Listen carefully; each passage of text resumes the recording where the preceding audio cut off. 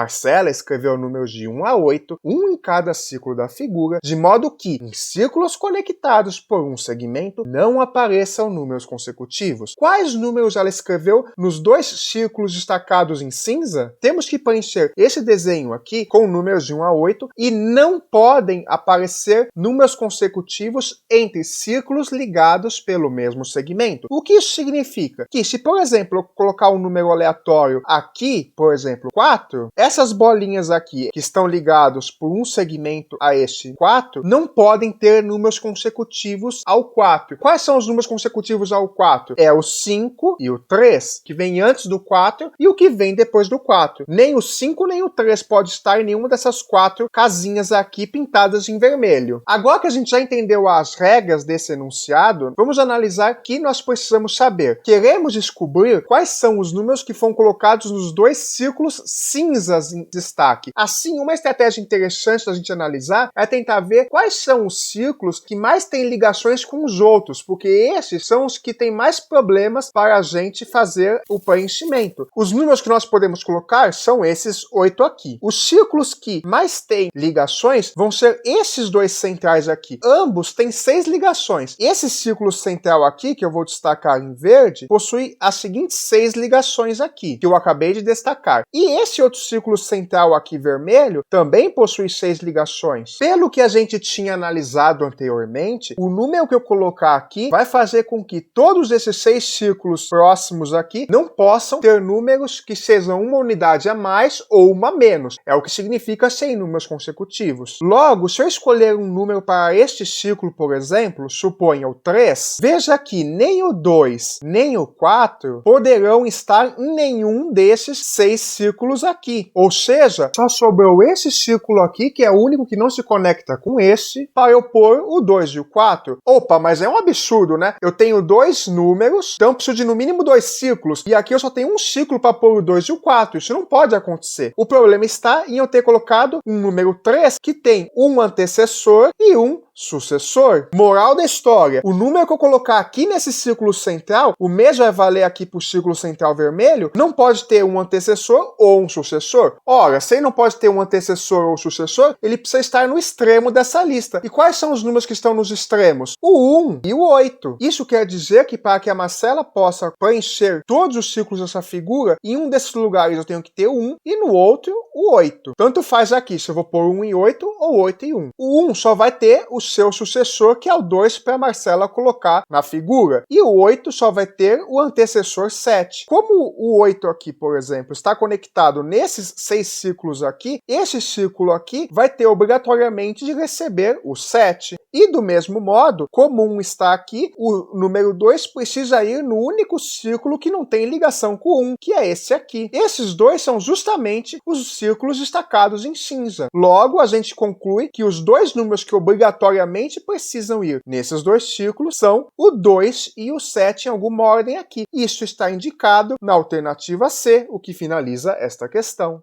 Qual é a soma dos algarismos do número 10 elevado a 25 mais 25 e tudo isso elevado ao quadrado? Esse número vai ser grande para dedéu, não é mesmo? E aí a gente não pode simplesmente calcular esse número inteiro de maneira direta para tentar descobrir o número de dígitos. Vamos tentar adotar uma estratégia que permita que a gente faça esse cálculo sem precisar fazer tantas contas braçais. Para isso, veja que, em essência, isso aqui é uma soma de dois fatores elevado ao quadrado. Isso lembra o quê? Lembra o produto notável quadrado da soma? E o que é o quadrado da soma? Se eu tenho a mais b ao quadrado, como que eu resolvo isso? Eu faço o primeiro termo ao quadrado, mais 2 vezes o primeiro pelo segundo, mais o segundo ao quadrado. Vamos substituir o a por 10 elevado a 25 e o b por 25 e ver o que acontece? Assim, seguindo aqui a nossa cartilha do quadrado da soma, o primeiro termo 10 elevado a 25 eu vou elevar ao quadrado, que é o meu azinho. Agora eu vou fazer 2 vezes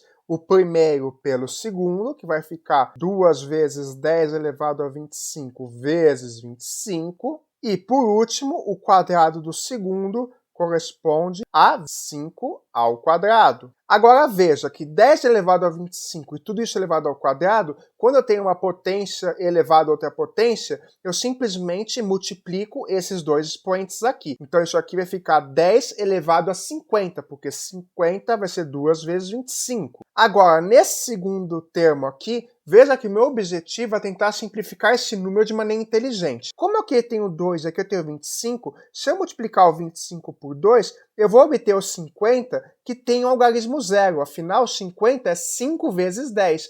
E aí eu posso adicionar esse 10 aqui nesse 10 elevado a 25. Em outras palavras, veja que isso aqui é equivalente a fazer 50 vezes 10 elevado a 25. Por sua vez, o 50 é 5 vezes 10, tudo isso vezes 10 elevado a 25. E aí, 10 elevado a 25 vezes 10 é 10 elevado a 26.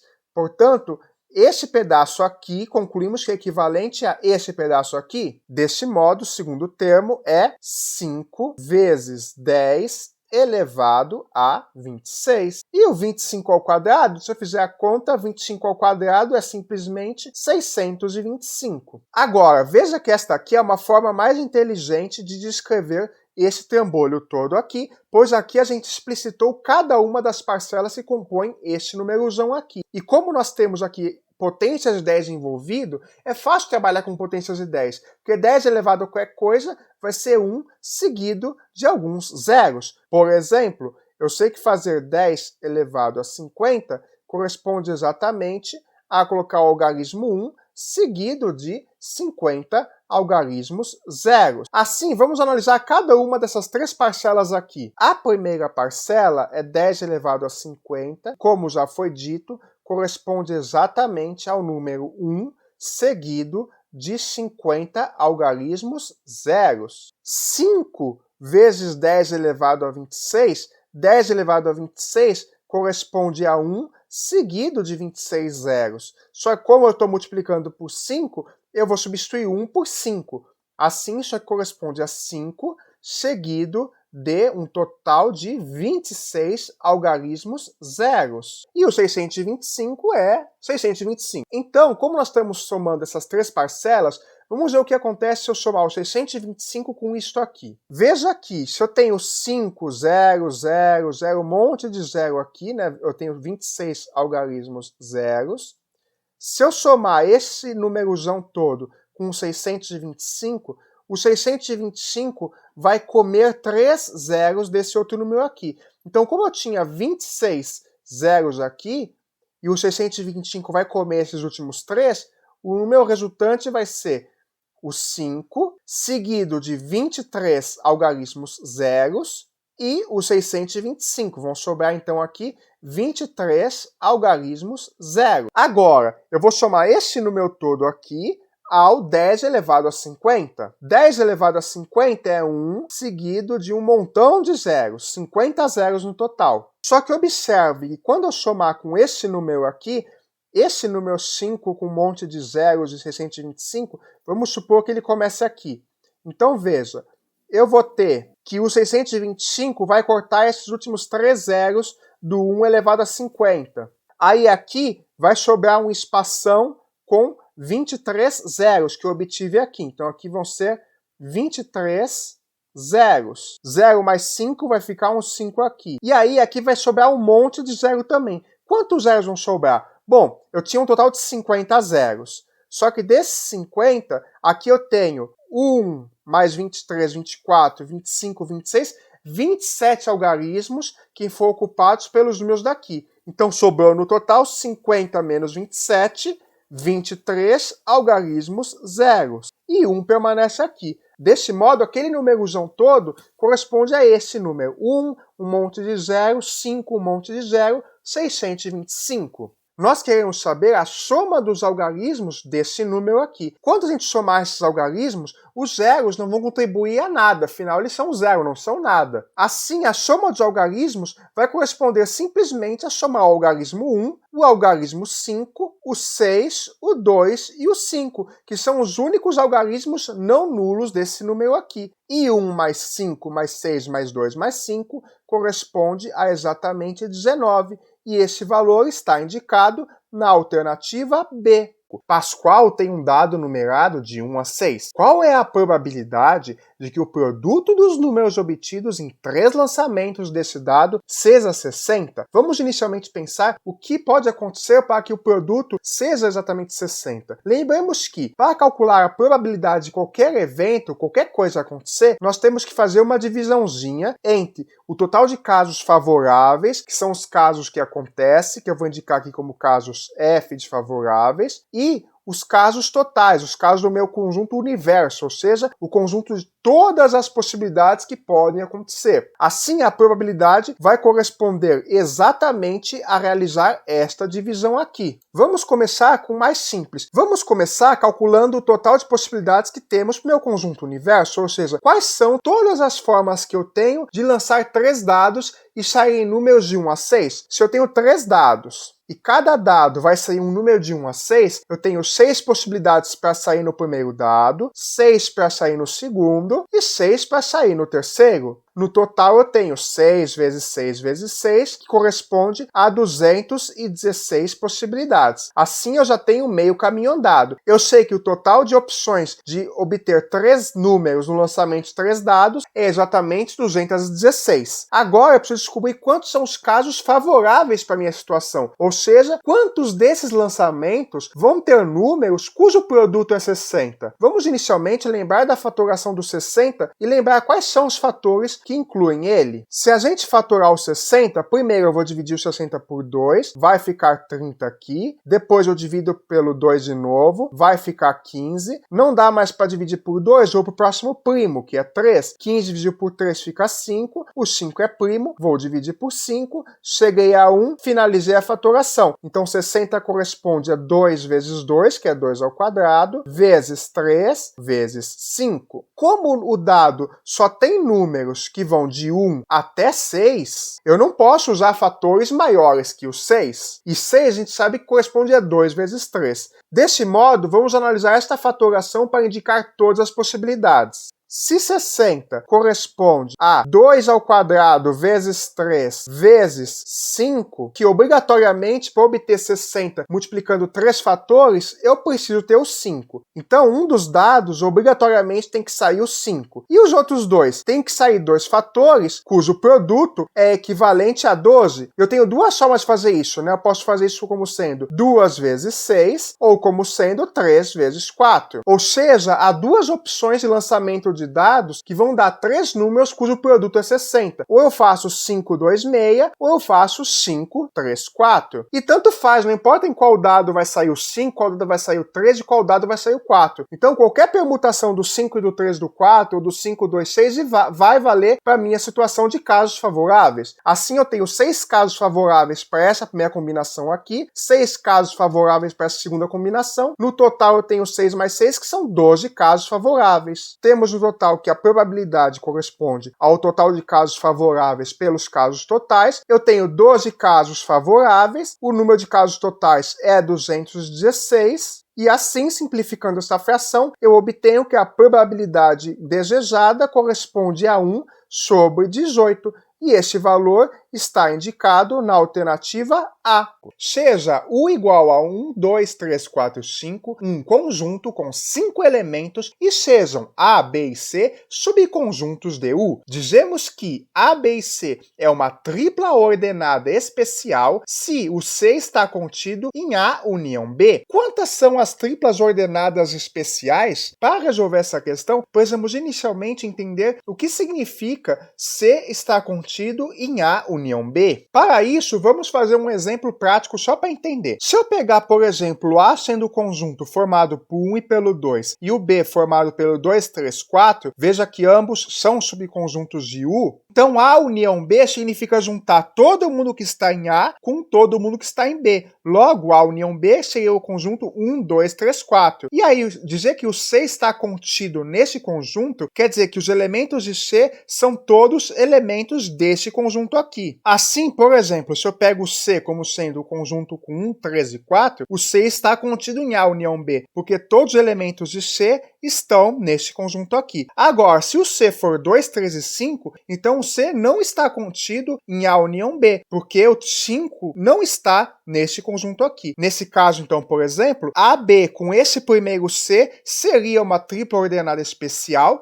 mas AB com esse segundo C não seria uma tripla ordenada especial. Logo, a gente acaba de ver com esses exemplos que o principal fator é analisar se um elemento está no C, mas não está na A união B, ou vice-versa. Para a gente verificar se uma tripla ordenada é especial, basta a gente ver se cada elemento de C está em A união B, ou seja, ele está em A ou está em B. Porque veja que um elemento só precisa estar ou em A ou em B para estar em A união B. O exemplo é o 4. O 4 só está em B, portanto, ele está em A união B. Mas pode também estar no 2, como, por exemplo, o 2 aqui. A análise desses exemplos já nos dá uma ideia de como resolver essa questão. Podemos verificar se cada um dos elementos de U pertence ou não pertence, tanto ao A, quanto ao B, quanto ao C. Por exemplo, o elemento 1, nós temos duas opções para o 1 no A, ou ele pertence ou não pertence ao A, ou ele pertence ou não pertence ao B, ou ele pertence ou não pertence ao C. Logo, no total, temos 2 vezes 2 vezes 2, que corresponde a 8 possibilidades por 1 estar ou não estar nos elementos dessa tripla ordenada especial aqui. Só que nós temos que eliminar um caso. E qual é o caso? É a situação na qual esta condição aqui não é satisfeita. E quando ela não é satisfeita? Quando a gente pega um elemento que está em C, mas que não está nessa união aqui, se a gente pegar um elemento x que não pertence a A união B, isso significa que o x não pertence nem ao A, nem pertence ao B. Porque se ele pertencer a pelo menos um dos dois, ele vai pertencer à união. Portanto, esse é o único caso em que a tripla ordenada não será especial. Deste modo, se a gente fizer uma tabelinha com as 8 possibilidades para o número 1 nos elementos A, B e C, isso quer dizer que das 8 possibilidades que nós temos, a única que não podemos considerar é quando um elemento está em C, mas não está em B e nem em A. Ou seja, devemos eliminar esta combinação aqui. E qualquer uma das outras 7 combinações que a gente usar vai dar uma tripla que vai ser ordenada especial. Isto aqui vale para cada elemento. Logo, eu tenho 7 opções para escolha, se o elemento vai estar ou não em um dos subconjuntos, e dessas 7 opções de escolha são válidas para cada um dos 5 elementos. Então, eu vou ter 7 vezes 7 vezes 7 vezes 7 vezes 7, 7 elevado à quinta possibilidades de escolha. Logo, eu tenho 7 elevado à quinta triplas ordenadas especiais. Isso corresponde ao indicado na alternativa E. Na figura, ABCD é um quadrado e AGD, BEC e CDF são triângulos equiláteros. Quanto mede o ângulo GFE? Aqui temos então a figura do enunciado ampliada para facilitar a resolução e queremos descobrir o valor desse ângulo aqui que está em verde. Para isso, vamos observar então algumas propriedades que podemos tirar desta figura a partir das informações fornecidas no enunciado. Como os triângulos AGD, BEC e CDF são triângulos equiláteros, seus lados têm a mesma medida. E como eles compartilham uma medida de lado junto com o quadrado, todas essas medidas de lado são iguais. Assim, temos que os lados AD, DF, DG e DC têm a mesma medida. Utilizando esta informação, vamos tentar provar que os triângulos AFD, DFG e DGC são congruentes. Para isso, como já temos um par de lados iguais, para usar o caso L a L de congruência, basta provar que os ângulos ADF, FDG e GDC têm o mesmo valor. Para isso, note que, como o triângulo FDC é equilátero, então este ângulo FDC mede 60 graus. Daí, sendo a ABCD um quadrado, esse ângulo ADF vai medir 90 menos 60, que é 30 graus. Da mesma forma, como o triângulo ADG é equilátero, o ângulo ADG mede 60 graus. Assim, o ângulo ZDC também mede 90 menos 60, que é 30 graus. Portanto, esse ângulo FDG vai medir 90 menos 30 menos 30, que é 30 graus. Assim, concluímos que os ângulos ADF, FDG e GDC são congruentes, e pelo caso LAL de congruência, esses três triângulos aqui são congruentes. Sendo eles congruentes, os segmentos AF, FG e GC também são congruentes. E da mesma forma, conseguimos provar que o triângulo ADF é congruente ao triângulo CFB. Pela simetria da figura, os triângulos GDC e GAB também são congruentes, já que o ângulo GAB vai ser também 30 graus. Assim, como os triângulos AGB, DFG e FCB são congruentes, os lados FB, BG e FG são iguais. Isso significa que o triângulo FBG é um triângulo equilátero. E dentro desse triângulo equilátero está o ângulo que desejamos calcular, que é o GFE. Pela simetria da questão, seria interessante descobrirmos alguma propriedade sobre esse segmento AE e, consequentemente, sobre o segmento EF. Observe que, traçando o segmento GE, como os segmentos AG e BE são paralelos e possuem a mesma medida, então ABGE é um paralelogramo. E mais ainda, sendo AB igual a BE igual a AG, então GE também é igual a AB. Ou seja, isso aqui é um paralelogramo do qual os quatro lados possuem a mesma medida. Ou seja, é um losango. Num losango, as diagonais são sempre perpendiculares. Note aqui que neste losango, BG e AE são as diagonais. Como as diagonais de um losango sempre são perpendiculares, isso significa que esse ângulo aqui mede 90 graus, é um ângulo reto. Sendo um ângulo reto, isso significa que esse segmento FE é perpendicular a BG, ou seja, esse segmento aqui em azul, ele é a altura do triângulo equilátero FBG. Por consequência, além de altura, ele também é a bissetriz. Sendo a bissetriz do ângulo GFB, então esse valor do ângulo GFE é metade de 60 graus, que é 30 graus. Portanto, concluímos que o ângulo GFE mede 30 graus, o que corresponde à alternativa C. A figura a seguir é formada por 4 quadrados. A medida do segmento destacado em vermelho é 2.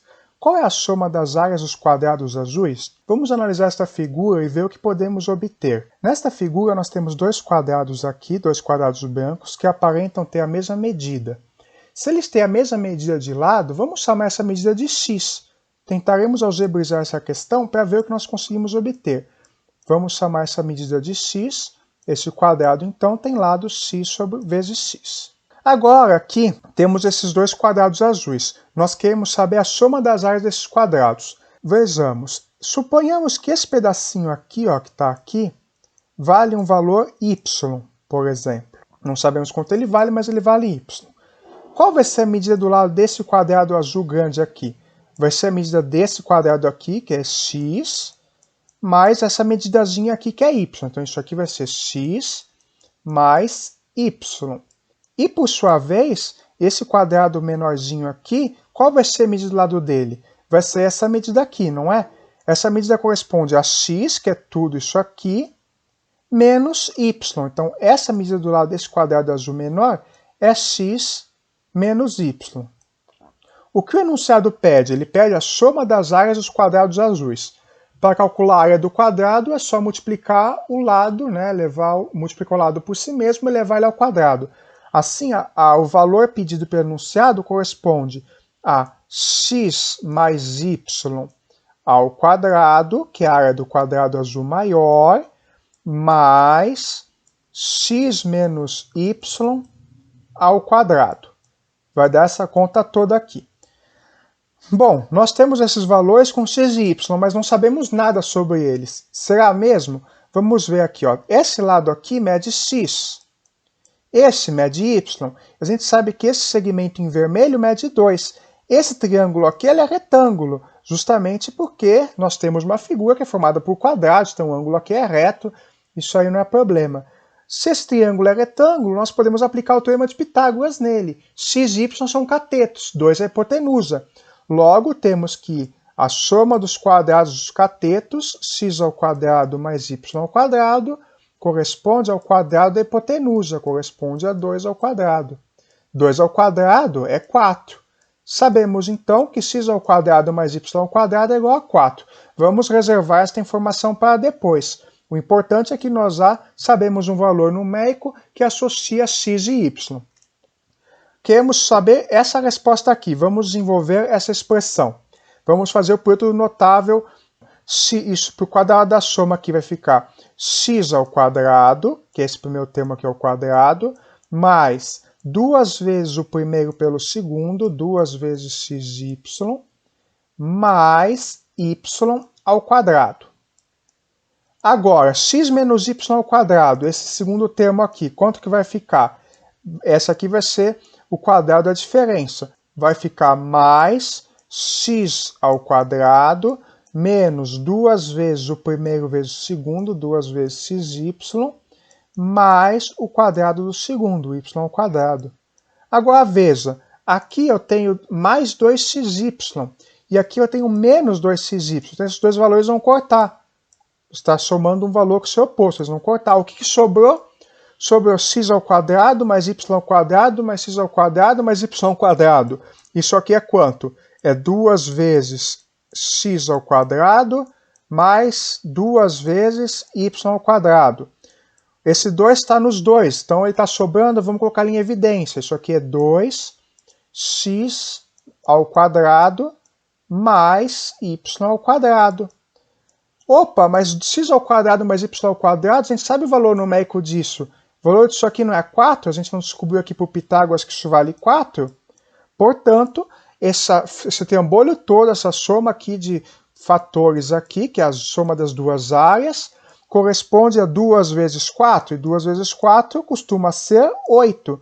Isso significa que a soma das áreas dos quadrados azuis é 8, que está indicado na alternativa D. O desenho a seguir representa um mapa que tem 7 cidades, representadas por pontos, e 5 estradas, representadas por curvas. Qual é o menor número de estradas que devem ser incluídas no desenho para que de cada cidade parta o mesmo número de estradas? Nós temos aqui a figura, e observe que esses pontinhos são as cidades, e essas linhas aqui são as estradas. Nós queremos que de cada cidade parta o mesmo número de estradas. Portanto, vamos ver aqui de cada cidade quantas estradas partem. Veja que daqui partem 1, 2, 3 estradas, daqui partem 2, daqui parte uma daqui, uma daqui, uma daqui e finalmente uma daqui. Como nós queremos saber as quantidades de estradas que nós devemos incluir, vamos pensar o contrário. Ao invés de calcular quantas estradas estão ligando, vamos pensar quantas estradas faltam ligar para chegar no número que eu quero. Observe o seguinte, se de todas as cidades, esta cidade aqui já tem 3 estradas, quer dizer que para que todas as cidades tenham o mesmo número de estradas, precisa ter pelo menos 3 estradas em cada cidade. Vamos trabalhar então com a seguinte hipótese, de que cada cidade vai ser ligada por exatamente 3 estradas. Se eu quero ligar cada cidade por 3 estradas, essa aqui já está ligada por 3, então vai faltar 0 estradas para adicionar. Essa aqui por 2 vai faltar 1 estrada. Esta aqui vai faltar 2 estradas, essa vai faltar 2 estradas para obter 3, e a mesma coisa vai acontecer com essas outras cidades aqui. Agora, observe que cada estrada faz 2 ligações. Eu conto uma ligação desse canto aqui e outra ligação nessa cidade aqui, quando eu ligo por essa estrada. Como cada estrada conta para 2 cidades, para eu saber o número de estradas que eu preciso adicionar, basta somar todos esses valores que eu obtive aqui e dividir o resultado por 2. Ah, legal, então se eu somar aqui, 2 mais 2, 4, mais 2, 6, mais 2, 8, mais 2, 10, mais 1, 11, dividido por 2, 5,5? Mas como que eu vou adicionar 5 estradas e meio? Isso quer dizer que tem algum erro no meu raciocínio. O erro está em pensar que tem que sair exatamente 3 estradas de cada cidade. Então a gente acabou de ver que se saírem 3 estradas de cada cidade, não dá para a gente completar aqui o diagrama, porque precisaríamos de um número de estradas que não é inteiro. Vamos então aumentar a nossa aposta. Vamos passar de 3 para 4 estradas que partem de cada cidade. Agora vamos fazer o mesmo raciocínio. Se queremos que 4 estradas partam dessa cidade aqui, vai faltar uma estrada para ela. Essa aqui vai faltar 2 e as demais vão faltar 3 estradas. Agora vamos fazer o mesmo raciocínio. Para calcular o total de estradas, basta somar o número de ligações que precisamos fazer e dividir o resultado por 2. Vamos ficar então aqui com 2 mais 3, 5, 5 mais 3, 8, 8 mais 3, 11, 11 mais 3, 14, 14 mais 3, 17, 17 mais 1, 18. Dividindo 18 por 2, nós vamos obter 9. Portanto, nós acabamos de perceber que o menor número de estradas que devemos incluir é justamente 9, e nesse caso, de cada cidade vão partir o mesmo número de estradas, no caso, 4 estradas. Portanto, a resposta correta é a alternativa C. 9 estradas serão necessárias para ser incluídas nesse desenho. Um celular tem espaço para gravar 3 horas de vídeo em qualidade normal ou 2 horas em alta qualidade.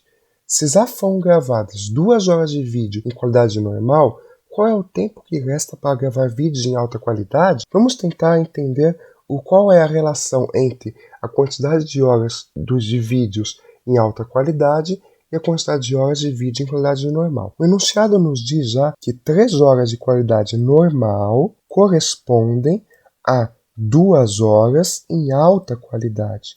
Isso significa que a cada 3 horas de vídeo gravados normal, isso é a mesma coisa que gravar 2 horas de alta qualidade. Já foram gravadas 2 horas de qualidade normal. A gente precisa entender quanto que isso significaria se a gente passasse para alta qualidade. Portanto, se foram gravadas 2 horas em qualidade normal, isso corresponde a quantas horas X na alta qualidade.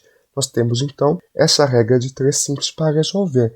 Portanto, 3x é igual a 2 vezes 2, que é 4. Isso quer dizer que x corresponde a 4 sobre 3. Isto significa que 2 horas de vídeo em qualidade normal correspondem a 4/3 de hora de vídeo em alta qualidade. Se a gente usasse só alta qualidade no celular, a gente só teria usado 4/3 de hora. O enunciado quer saber qual o tempo que resta para gravar em alta qualidade. Ora, se nós podemos gravar em alta qualidade 2 horas e nós já gastamos em equivalente alta qualidade 4/3 de hora, o que sobra é 2 menos 4/3. Para resolver essa continha aqui, vamos fazer um denominador 3 aqui. Mas se eu quero colocar um denominador 3, tenho que multiplicar em cima por 3 também. Então esse 2 vai virar 2 vezes 3, que é 6. Agora que os denominadores são iguais, subtraímos os numeradores. 6 menos 4, 2, permanece o 3. Isso quer dizer que falta para gravar 2/3 de hora em alta qualidade. Como 1 hora tem 60 minutos, precisamos calcular 2/3 de 60. Isto corresponde a 60 vezes 2, 120, dividido por 3, é 40. Portanto, resta gravar em alta qualidade 40 minutos nesse celular, e isto finaliza esta questão. As alturas do gato e do cachorro estão indicadas na figura. Quantos centímetros o cachorro mede a mais que o gato? Nós temos aqui o desenho, né, do gato e do cachorro, e nós temos uma régua que indica as alturas dos dois. Observe que a altura do cachorro está batendo aqui, ó. Veja aqui, daqui para cá temos uma diferença de 10 centímetros. Esta linha aqui no meio indica metade dessa distância aqui. Então essa linha, por exemplo, aqui é 45. Esta linha aqui no meio aqui mede 35. E veja que o cachorro está uma linhazinha acima do 35. Isso quer dizer que o cachorro mede 36 centímetros. E o gato? A linha do gato está exatamente na linha que indica o 20. Isso quer dizer que o gato mede 20 centímetros. O enunciado quer quantos centímetros o cachorro mede a mais que o gato. Para calcular quanto que um mede a mais que o outro, basta subtrair a altura do cachorro da altura do gato. Então nós fazemos 36, que é a altura do cachorro, menos 20, que é a altura do gato. E aqui, armando a continha, 6 menos 0 é 6, 3 menos 2, 1. Portanto, o cachorro mede 16 centímetros a mais que o gato.